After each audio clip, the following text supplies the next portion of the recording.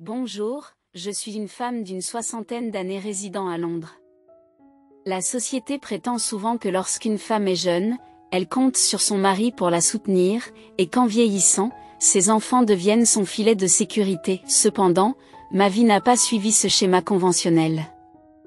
Avec le recul, je constate que j'ai mené une vie difficile toute seule, sans regretter les choix que j'ai faits dans le passé. Malgré les difficultés, je suis immensément reconnaissant envers ma merveilleuse fille et les personnes que j'ai rencontrées sur mon chemin. Ces personnes occupent une place irremplaçable dans mon cœur et leur présence reste un souvenir précieux que je souhaite partager, malgré la nature douce amère de ces expériences. Mon histoire a commencé lorsque, tragiquement, j'ai perdu mes parents dans un accident à l'âge de 13 ans.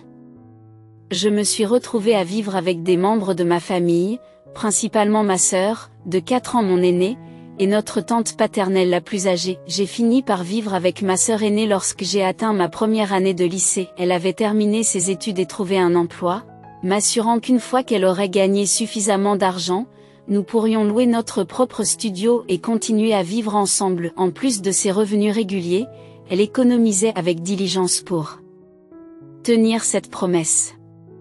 Notre tante aînée et son mari ont également contribué financièrement à notre cause, ce qui nous a permis de louer un petit studio. Après une séparation de 5 ans, ma sœur et moi avons finalement été réunis sous un même toit. Bien que les revenus de ma sœur ne soient pas suffisants pour couvrir toutes les dépenses, y compris mes besoins en matière d'éducation, nous étions heureuses de pouvoir vivre sans nous soucier constamment des autres. J'ai enduré chaque jour, anticipant avec impatience l'obtention de mon diplôme d'études secondaires techniques. Sachant que l'obtention d'un emploi à temps plein était cruciale pour notre stabilité future. J'ai fini par obtenir un poste de comptable dans une société commerciale. Cependant, contrairement à ce qui se passe aujourd'hui, mon travail ne se limitait pas à la tenue de livres, je devais également faire le ménage et effectuer diverses tâches subalternes. Mes collègues m'appelaient souvent la fille du vendredi, comme si j'étais une serveuse. Ils me demandaient de les aider à faire des courses banales ou me faisaient des blagues stupides. Malgré ces difficultés, je me consolais en me disant que je gagnais mon propre argent, aussi modeste soit-il, et que j'avais la possibilité d'épargner pour les jours à venir. Tout semblait aller pour le mieux jusqu'à ce qu'un incident malheureux se produise un jour, alors que je marchais sur le trottoir après avoir retiré de l'argent à la banque pour payer les salaires des employés de bureau. Un motocycliste est passé et m'a arraché l'argent des mains avant de disparaître rapidement au loin. Choquée et décontenancée, je n'ai pu m'empêcher de crier mon incrédulité. Alors qu'un voleur à la tire tentait de s'enfuir à moto, le karma l'a frappé à la tête avec une canette de boisson volante. L'impact l'a fait tomber de la moto et s'écraser contre un arbre dans la rue. Saisissant l'occasion, j'ai rapidement récupéré l'argent volé et j'ai donné un coup de pied vigoureux au voleur. Je l'ai confronté, lui rappelant que cet argent représentait le salaire durement gagné des employés assidus de notre entreprise. En le perdant, je risquais de perdre mon emploi, ce qui alimentait ma colère et m'incitait à lui donner un coup de pied encore plus fort.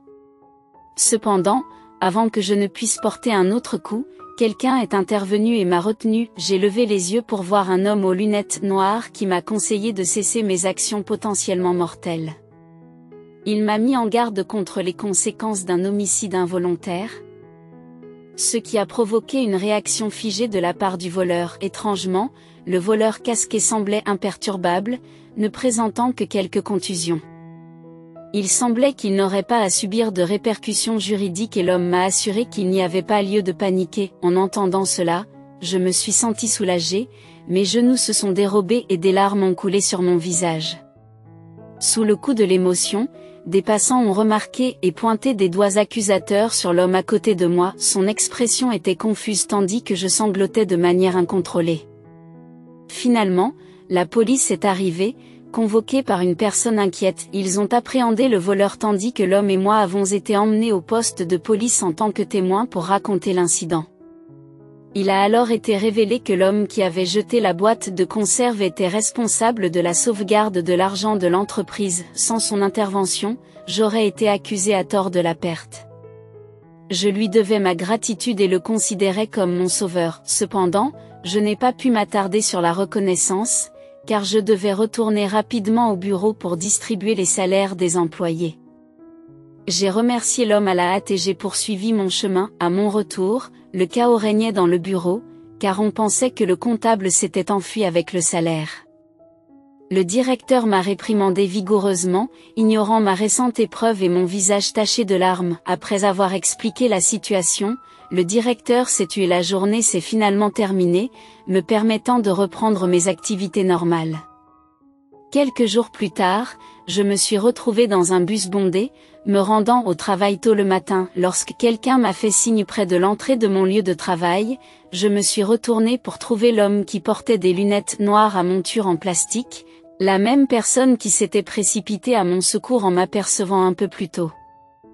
Il a exprimé sa frustration, soulignant que non seulement il avait appréhendé le voleur, mais qu'il avait également subi le mépris de ceux qui le considéraient comme un malfaiteur pour avoir fait pleurer une fille. Déconcerté, il s'est interrogé sur mon départ brutal sans reconnaissance. En m'excusant, j'ai admis ma gratitude pour cette journée mouvementée, mais j'ai déploré mon incapacité à transmettre correctement mes remerciements en raison de contraintes de temps. Sentant le remords, il m'a proposé de faire amende honorable en m'offrant un café, de préférence accompagné d'un délicieux gâteau.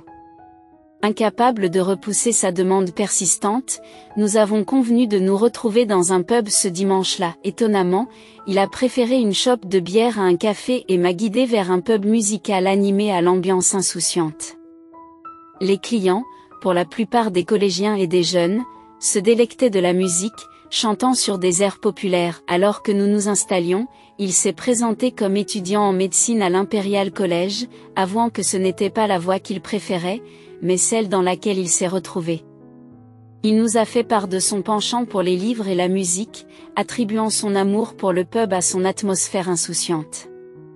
Malgré ses efforts, j'ai eu du mal à m'immerger dans cette ambiance décontractée. Je me sentais aussi mal à l'aise que si je portais des vêtements mal ajustés, peut-être exacerbés par le goût inconnu de ma première bière ou par l'envie de la jeunesse insouciante de ceux dont les parents sont aisés. Ma frustration a explosé et je n'ai pas pu m'empêcher de l'affronter sans ménagement. Je l'ai accusé de mettre en avant le plaisir privilégié des étudiants riches, un luxe que je ne pouvais pas me permettre. Diplômé d'un lycée technique, j'ai vécu sans le soutien de mes parents, luttant quotidiennement pour joindre les deux bouts. Le coût de la bière qu'il consommait avec désinvolture équivalait à mon budget d'épicerie hebdomadaire. Ne connaissant pas les Beatles et Bob Dylan, je l'ai encouragé à ne pas faire étalage de ses références culturelles devant moi ou ses amis. Pour tenter de le remercier d'avoir appréhendé le voleur, je lui ai proposé de couvrir les frais de nos boissons. Cependant, ma frustration a atteint son paroxysme, ce qui m'a poussé à quitter brusquement le pub, en donnant un coup de pied dans la porte derrière moi. Dehors, la pluie tombait à verse et les fidèles se répandaient dans les rues. Au milieu de la foule, quelqu'un m'a saisi par les épaules et a interrompu ma marche en larmes. C'était l'homme aux lunettes à monture noire. Il haletait lourdement, ayant sprinté pour rattraper Marie. Je m'excuse si mes actions vous ont mis mal à l'aise. Mon intention était de vous faire vivre une journée de joie comme n'importe qui d'autre. J'ai appris votre situation par la police et cela m'a fait réfléchir sur ma propre vie. J'ai eu honte de ne pas apprécier les privilèges que j'avais, n'ayant jamais eu à lutter pour gagner ma vie. J'ai voulu partager un cadeau avec vous en signe de gratitude. Vous avez travaillé dur et je veux que vous sachiez qu'il n'y a rien de mal à profiter d'une journée pour soi. Acceptez cet argent. Il vous est destiné. Je comprends que vous hésitiez à recevoir de l'argent, mais c'est vraiment un cadeau que je vous offre. Je m'excuse pour tout comportement présomptueux aujourd'hui, j'étais aux prises avec des regrets dès le moment où j'ai quitté le pub. Je me suis sentie petite pour ne pas avoir accepté la gentillesse avec bienveillance. Lorsque vous m'avez suivi pour vous excuser, je n'ai même pas pu lever le visage. À ce moment délicat, nos estomacs ont tous deux grogné, rompant la tension. Nous avons ri ensemble et, au lieu d'utiliser l'argent pour acheter un café, nous avons décidé de nous laisser tenter par une soupe au poulet. Alors, restons en là. Au revoir. Je l'ai laissé me guider et nous avons trouvé un petit restaurant niché dans une ruelle qui servait une délicieuse soupe de poulet. Tout en savourant la soupe chaude, nous avons parlé peu, mais nous avons ressenti un lien. C'était un endroit que j'avais déjà visité avec ma sœur et, pour une raison ou une autre, il était encore meilleur ce jour-là. Peut-être était-ce la pluie froide ou la compagnie. Après avoir rempli nos estomacs de chaleur, nous avons réalisé que nous étions devenus un couple. Ma sœur était à la fois ravie et inquiète lorsqu'elle a appris que mon petit ami était un étudiant.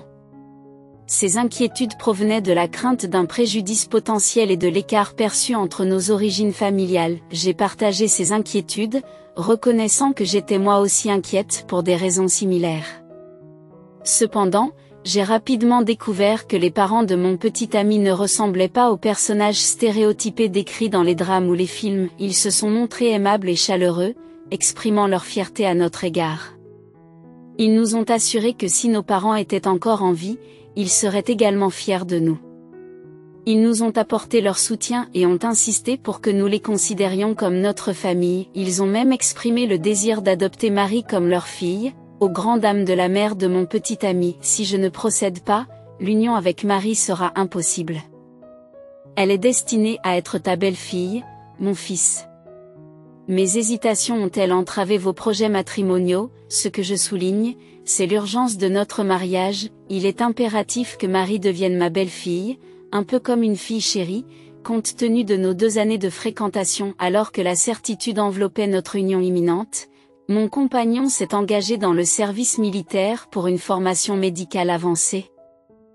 Alors qu'il était encore étudiant en médecine, il avait la possibilité de reporter son départ, mais il croyait qu'il fallait saisir l'occasion d'apprendre le plus tôt possible. Pourtant, à mesure que le service militaire approchait, l'appréhension s'est installée. « Marie, tu m'attendras, n'est-ce pas ?» demande-t-il. Un avertissement subtil persiste, suggérant des conséquences désastreuses si elle revient sur sa décision. L'inquiétude paternelle le dépeint comme un enfant vulnérable, attachant dans sa peur de me perdre. Ce n'est que 3 ans, ce n'est pas un voyage vers la mort. Tu ne peux pas supporter l'attente, je l'ai rassuré. Ma fermeté n'a vacillé que lorsqu'il est parti pour la base militaire. La confiance a volé en éclats et les larmes ont coulé. Ce n'était pas un adieu à ne plus jamais le revoir, mais plutôt le début d'un chagrin d'amour, le prélude d'une tragédie. 15 jours après le début de son service, un appel au travail a brisé la routine.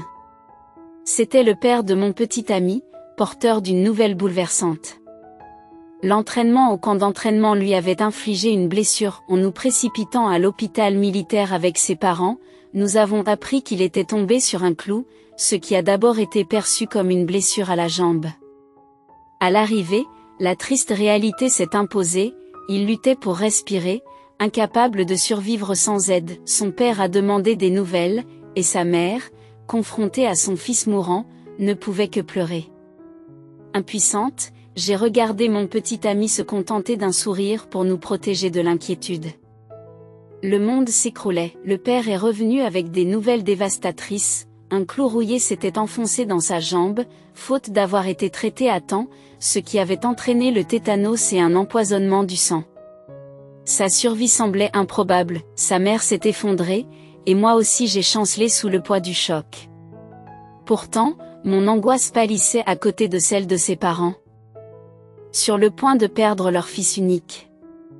À ce moment-là, je suis restée debout, confronté à l'énormité de la tragédie qui s'annonçait. Cette nuit-là, alors que nous étions au chevet de mon petit ami, j'ai retenu des larmes silencieuses, assistant aux derniers instants avant qu'il ne rende son dernier souffle. Dans le calme de l'aube, il m'a confié la garde de ses parents avant de s'éteindre, marquant un adieu poignant à mon premier amour. Pendant les funérailles qui ont suivi, je suis restée un pilier de soutien pour ses parents en deuil pendant 2 mois. Sa mère, dans un moment de sincérité, s'est adressée à moi comme si j'étais sa propre fille. « Marie, commença-t-elle, tu es comme la nôtre, s'il vous plaît, écoutez mes paroles. Il est temps pour toi de t'éloigner de John et de trouver un homme bon qui te chérira. Tu nous rends rarement visite. Comprenez-le de sa part, nous devons te faire nos adieux, en t'invitant à vivre une vie épanouie aux côtés de ta sœur. C'est le cœur lourd que j'ai fait mes adieux non seulement à mon petit ami, mais aussi à ses parents. De retour dans ma vie après ces 2 mois, j'ai été confrontée à l'amertume inconnue d'une existence sans amour sans John. La douleur était si vive que j'envisageais de le suivre dans l'abîme chaque fois que le désespoir m'envahissait. Ma sœur, source constante de soutien, alternait les consolations, les réprimandes et même les gifles pour me ramener à la réalité, même si ce n'était que passager. Cependant, une lueur d'espoir est apparue sous la forme d'une révélation inattendue, j'étais enceinte. J'ai pris conscience de la situation lorsque l'odeur du bacon en train de cuire m'a donné la nausée. La propriétaire, observant mon état, a fait remarquer que les autres pourraient me prendre pour une femme enceinte. J'ai alors compris que la nuit précédant le départ de mon petit ami pour le service, nous avions partagé un moment d'intimité, choqué et déconcerté. J'ai gardé la nouvelle pour moi pendant quelques jours avant de me confier à ma sœur. Guidée par ma sœur, j'ai demandé une confirmation médicale et j'ai découvert que j'étais effectivement enceinte de 4 mois. Malgré la disparition de mon petit ami, ma sœur m'a suggéré d'interrompre la grossesse, soulignant qu'il n'y avait aucune raison de continuer. Pourtant, je ne pouvais pas imaginer me séparer de l'enfant à naître, car je ressentais un lien profond avec lui grâce à la naissance imminente. Les arguments contre le mépris de la société et la ruine potentielle de ma vie sont tombés dans l'oreille d'un sourd. Je me suis accrochée à la conviction que cet enfant était ma raison d'être. Au fil des discussions sur cette situation peu conventionnelle, les préoccupations pragmatiques de ma sœur ont fait écho. Comment une femme non mariée peut-elle porter un enfant? La société se moquera de toi parce que tu as fréquenté des hommes et que tu es tombée enceinte. Es-tu prête à sacrifier ton avenir pour un amour qui est déjà parti, Marie? S'il te plaît, considère mes paroles pour une fois. À un moment crucial, l'introspection est devenue nécessaire dans ma vie. Malgré l'opposition farouche de ma sœur, j'ai choisi d'embrasser la maternité. J'ai caché ma grossesse au travail jusqu'au 7e mois, quand je n'ai plus pu la cacher, ce qui m'a poussée à démissionner. Je me suis lancée dans des tâches que je pouvais gérer à la maison, comme assembler des enveloppes, emballer des chaussettes et fabriquer des poupées. Finalement, ma sœur, qui avait d'abord désapprouvé ma décision, a cédé et m'a soutenue. Consciente de notre existence commune et des répercussions de l'abandon de cette vie, elle m'a soutenue, reconnaissant la gravité de la situation. Au fur et à mesure de la grossesse, la décision d'élever cette vie ensemble est devenue évidente. Nous avons déjà fait face à des défis, pourquoi cela serait-il différent? Adopter une attitude positive est devenu crucial. Ma sœur a assumé le rôle de chef de famille, un exploit remarquable pour une femme non mariée. Quelques mois plus tard, j'ai accueilli une fille bien aimée dans le monde, une personne pour laquelle je sacrifierais n'importe quoi. D'autres femmes enceintes ont pu compter sur le soutien de leur mère, mais ma sœur, qui avait pris un congé, a assumé ce rôle pour moi. Elle a cuisiné sans relâche, a insisté pour s'occuper des tâches ménagères, comme le lavage des couches, et a mobilisé les voisins pour qu'ils aident à la garde de l'enfant.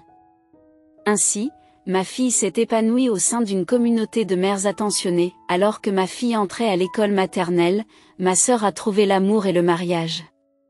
Son mari, qui, par coïncidence, travaillait sur le même lieu de travail, a pris ma fille dans ses bras lors des activités scolaires, veillant à ce qu'elle ne ressente jamais l'absence d'une figure paternelle. Pendant ce temps, j'ai quitté mon emploi et me suis lancée dans un petit magasin de vêtements, préférant la flexibilité de l'entrepreneuriat aux horaires rigides de l'entreprise. Au début, des erreurs dans la gestion des stocks ont entraîné des invendus, mais avec le temps, j'ai affiné mes compétences, améliorant les achats et accumulant progressivement des bénéfices. Ma sœur, après sa propre incursion dans la maternité, m'a offert un soutien indéfectible, gérant souvent le magasin pour que je puisse m'engager activement dans les activités scolaires de ma fille. Bien que monoparentale, j'ai veillé à ce que ma fille ne manque de rien, lui fournissant nourriture et vêtements comme dans tout foyer biparental. Malheureusement, le récit reste incomplet. À l'improviste, ma fille a pris la décision de s'inscrire à l'université, exprimant son désir de se spécialiser dans les soins infirmiers. Ce changement m'a laissé perplexe, car elle avait toujours exprimé le souhait de faire des études de médecine. Interrogée sur ce brusque changement, Elle m'a confié qu'elle doutait que ses notes soient à la hauteur pour l'école de médecine, et qu'elle avait donc opté pour les soins infirmiers. Bien que j'ai souhaité qu'elle reconsidère sa décision et qu'elle s'oriente vers l'école de médecine, je me suis abstenue de faire pression sur elle, car je respectais le fait qu'elle admettait d'avoir des préoccupations d'ordre académique. Malgré mes réserves initiales, elle s'est orientée vers les soins infirmiers en raison de la formation pratique sur le terrain et du programme d'études exigeant. La transition a eu des répercussions sur son bien-être physique, comme en témoigne la perte de poids considérable qu'elle a subie après son entrée à l'université. Pourtant, elle a semblé s'adapter sans problème, sans jamais se plaindre des difficultés rencontrées. Il semble que la passion des soins infirmiers coule dans ses veines, comme dans celle de son père. Après avoir terminé ses études d'infirmière, elle a obtenu un poste dans un grand hôpital, s'immergeant dans une charge de travail exigeante au cours de sa première année. Cela nous empêchait de partager nos repas, et je ne pouvais m'empêcher de m'inquiéter d'éventuels abus sur le lieu de travail. Compte tenu des nombreux scandales impliquant des infirmières, de manière rassurante, ma fille a écarté ses inquiétudes, citant un directeur d'hôpital bienveillant et des avantages sociaux supérieurs. Au fil des ans, des questions sur les perspectives matrimoniales de ma fille sont apparues, alimentée par la superstition selon laquelle 28 ans était un âge peu propice pour rester célibataire. Cependant, ma fille a résisté à ces pressions, exprimant sa réticence à s'installer comme mon unique enfant. Tout en chérissant l'idée d'une compagnie éternelle avec elle, j'ai reconnu l'importance de son bonheur et je l'ai soutenue dans sa recherche d'un partenaire de vie. Pour l'encourager à s'ouvrir à l'idée du mariage, je lui ai rendu visite à l'hôpital et j'ai abordé le sujet au cours du déjeuner. En entrant sur son lieu de travail, je suis tombée par hasard sur un échange léger entre elle et un homme portant une blouse de médecin. Il semblait exceptionnellement proche et ma fille, me remarquant, s'est empressée de s'éloigner de lui. L'homme surpris, réalisant ma présence, s'est rapidement excusé, semblant éviter notre rencontre. Une fois la gêne dissipée, ma fille m'a révélé la vérité. J'avais découvert par inadvertance sa relation de 2 ans avec l'homme en question, un résident de 2 ans son aîné dans le même hôpital. Malgré cette révélation inattendue, je me suis surprise à l'apprécier dès que je l'ai rencontré. Avec l'accord de ma fille, il a été prévu qu'ils viennent chez nous pendant le week-end, ce qui a ouvert un nouveau chapitre dans leur relation. Ayant déjà discuté de l'idée de se marier et progressé dans les préparatifs du mariage, ma fille a accepté avec enthousiasme de rencontrer mon futur gendre à son arrivée. Pour préparer son arrivée, ma sœur et moi sommes allés faire des courses tôt le matin afin de nous assurer que nous avions suffisamment de nourriture. Mon beau-frère a exprimé le souhait de rencontrer le petit ami de ma fille et voulait venir après le travail, mais je l'en ai empêché. Je voulais d'abord le rencontrer personnellement. Finalement, il est arrivé. Il était impressionnant dans sa blouse de médecin, mais tout aussi séduisant en costume. Il s'est excusé de ne pas m'avoir salué à l'hôpital, mais je l'ai rassuré en lui disant que ce n'était pas un problème. L'important était qu'il soit là maintenant. Je n'avais aucune attente, si ce n'est qu'il prenne soin de ma fille et qu'il l'aime. Je lui ai dit que j'étais submergée d'émotions en repensant à toutes les années que j'avais passées à l'élever. J'ai fait de mon mieux pour ne pas pleurer, mais je n'ai pas pu m'en empêcher, et ma fille m'a grondé pour cela. Mon futur gendre m'a promis de ne jamais faire pleurer ma fille et m'a appelé sa belle-mère, ce qui m'a fait fondre en larmes une fois de plus. Ma fille s'est alors amusée à me taquiner sur mes pleurs et nous avons tous ri ensemble dans une atmosphère joyeuse.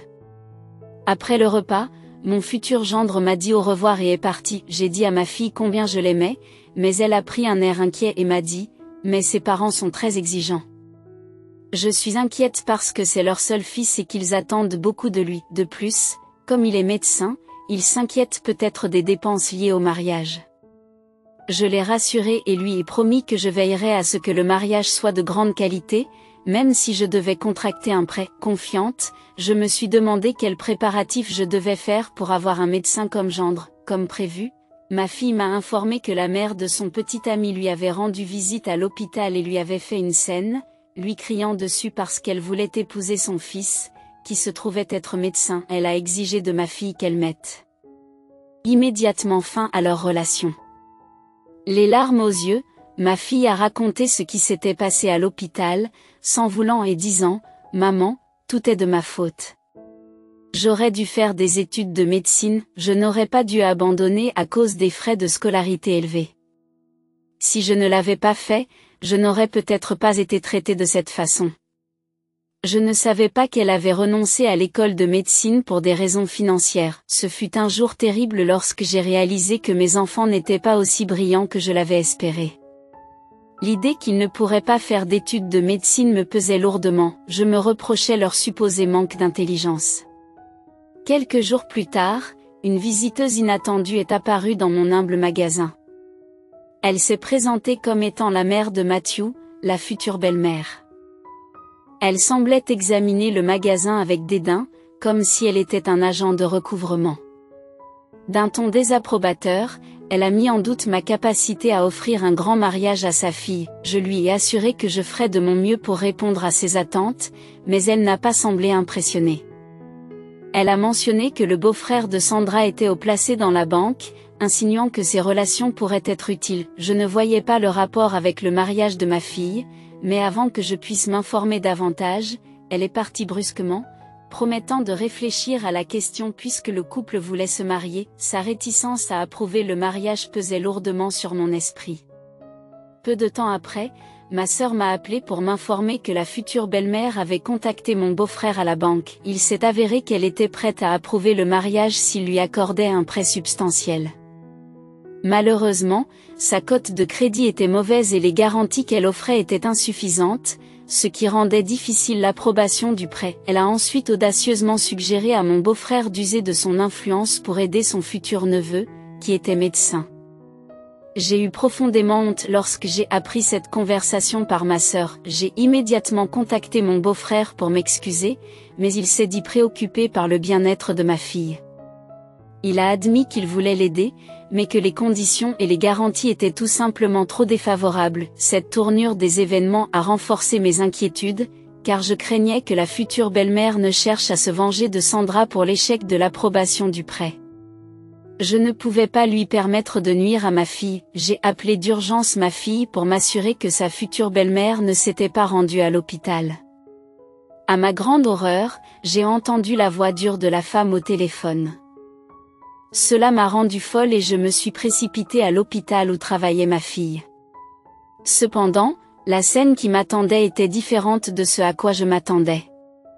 La dame impitoyable se tenait devant ma fille, tremblante et la tête baissée. En m'approchant d'elle, j'ai remarqué qu'un homme âgé se trouvait à côté d'elle. Un couple de personnes âgées, aux cheveux argentés, se tenait aux côtés de ma fille. Malgré les excuses de la future belle-mère de ma fille, le couple de personnes âgées l'a réprimandé, affirmant que le fait d'avoir un fils médecin donne droit à des privilèges particuliers. Ils ont insisté sur le fait que si elle avait l'intention d'exploiter les compétences médicales de son fils à des fins lucratives, elle devrait rapidement quitter l'hôpital. Selon eux, l'hôpital n'avait pas besoin d'un tel médecin et ce fait devait être clair comme de l'eau de roche. Ils ont menacé de faire intervenir la police et de porter plainte en cas d'inconduite envers le personnel de l'hôpital. Tout au long de cette épreuve, la future belle-mère de ma fille a continué à s'excuser. Étrangement familier, le couple de personnes âgées a touché une corde sensible dans ma mémoire, semblant plus âgé que dans mes souvenirs. Cependant, en y regardant de plus près, je les ai identifiés comme étant les parents de John. En larmes, je me suis approchée d'eux, en entendant ma voix, ils m'ont reconnue, Marie, la mère de John, et m'ont serré dans leurs bras avec émotion. Bien qu'ils m'aient demandé auparavant de ne pas leur tendre la main, ils se sont montrés blessés par mon silence prolongé. Ils ont posé des questions sur ma présence à l'hôpital et se sont inquiétés de savoir si j'étais malade. Ma réponse a détourné leur attention vers ma fille, Sandra, infirmière à l'hôpital. Les présentations ont été faites, laissant les parents de John visiblement choqués. En voyant le visage de Sandra, des larmes ont coulé dans leurs yeux. La mère de John a touché et caressé le visage de ma fille, remarquant la ressemblance frappante avec son fils. La révélation que Sandra était leur petite fille a surpris tout le monde, en particulier la future belle-mère de ma fille. Après ce jour, des changements importants se sont produits dans nos vies. L'acte de naissance de ma fille a été modifié pour inclure le nom de son père, et mes parents sont devenus des piliers inébranlables de soutien. Le souhait de longue date de ma mère de nous voir vivre ensemble s'est enfin réalisé. Malgré les nombreuses années qui s'étaient écoulées, notre famille s'est enfin soudée, ce qui nous a permis de chérir le temps qui nous restait avec amour et affection. En réfléchissant à cet événement transformateur, plus d'une décennie s'est écoulée, mais l'impact de cette rencontre avec mes beaux-parents reste gravé dans nos cœurs.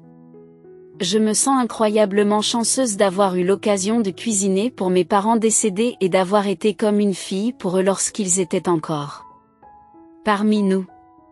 Cette expérience m'assure qu'aucun regret ne pèse sur mon cœur. Mes parents ont exprimé leur joie de voir une belle fille et une petite fille entrer dans leur vie, car cela a apporté du dynamisme à notre foyer auparavant solitaire. Ils ont apprécié l'atmosphère animée que nous avons apportée, et leur joie s'en est trouvée amplifiée. J'aurais profondément souhaité qu'ils puissent vivre plus longtemps, comme ils le désiraient. Pour aller plus loin, il convient de mentionner que ma fille occupe actuellement le poste prestigieux de présidente du conseil d'administration de l'hôpital. Il est intéressant de noter que son petit ami a décidé de démissionner de son poste à l'hôpital lorsqu'il a découvert que ma fille était la petite fille du président du conseil d'administration de l'hôpital. Il semble qu'il ait été gêné par les mauvais traitements infligés par sa mère à ma fille et qu'il ait trouvé difficile de continuer à travailler à l'hôpital. Bien qu'elle ait presque 40 ans, ma fille n'est toujours pas mariée. Ses aspirations l'ont amenée à poursuivre des études de médecine à un stade avancé de sa vie, ce qui lui a laissé peu de temps pour penser au mariage. Néanmoins, elle perpétue le fier héritage familial de produire des médecins, sur 3 générations. Quant à la possibilité qu'une 4e génération suive, je n'en sais rien. Quoi qu'il en soit, je suis extrêmement fière des efforts assidus de ma fille, et son bonheur est ce qui compte vraiment pour moi. Je vous remercie d'avoir pris le temps d'écouter mon histoire touchante. Puissiez-vous toujours jouir d'une bonne santé et d'une fortune abondante. Je vous demande de me soutenir en m'encourageant et en partageant vos paroles de sagesse dans la section des commentaires. Vos likes et vos abonnements seraient immensément appréciés. Je vous souhaite une excellente journée.